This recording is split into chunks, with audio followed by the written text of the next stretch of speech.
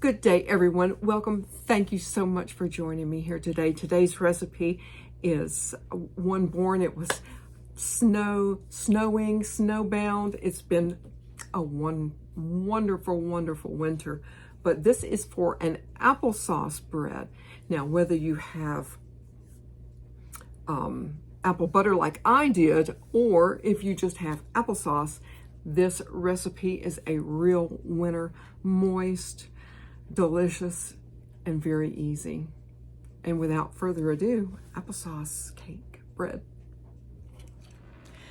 As y'all can probably hear, the fan is going in my oven. I've got a pan of jalapeno cornbread to go with my, right there, potato and ham soup.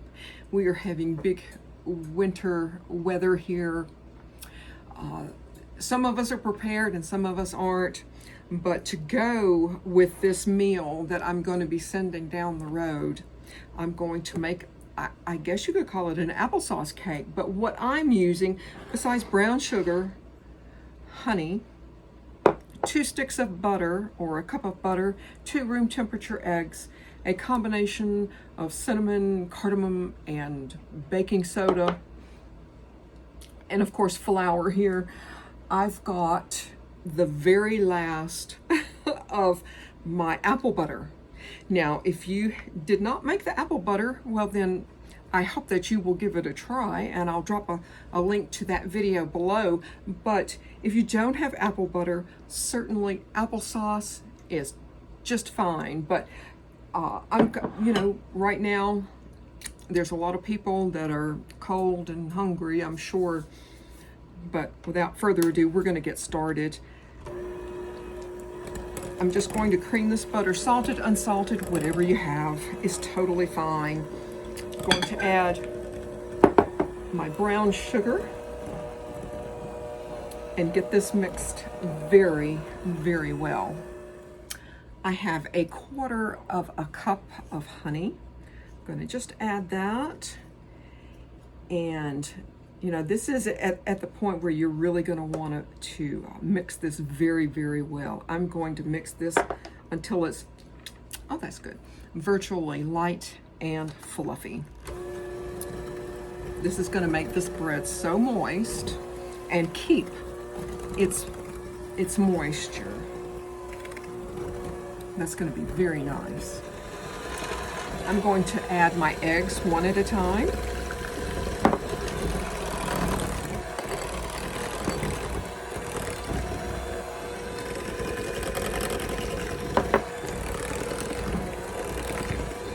And get these mixed in very well. I have my flour. I'm just going to add my spices and my leavening agent. Just give it, you know, a little bit of a stir. Move this out of the way, and I'm also going to make sure that I scrape the sides of this mixture.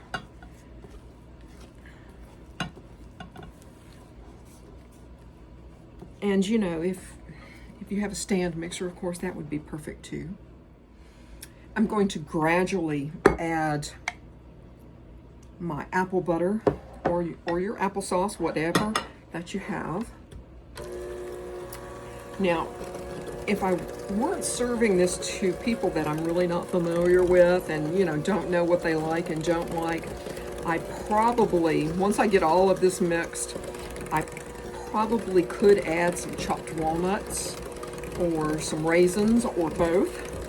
But since I'm not really quite sure, I think I'm going to just leave it plain and, you know, and see how that goes.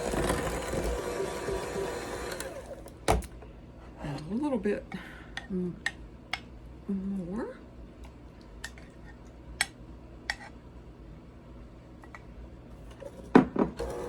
This is going to be so nice and moist, and you know, that's one of the, I think, themes that I've seen on YouTube here is to, you know, kind of like raid your pantry and, you know, just use what you have. Well, this is a perfect example of using, you know, just really super basic ingredients and that's here because even though the snowplow did come by earlier, I don't think that I would be going down the road.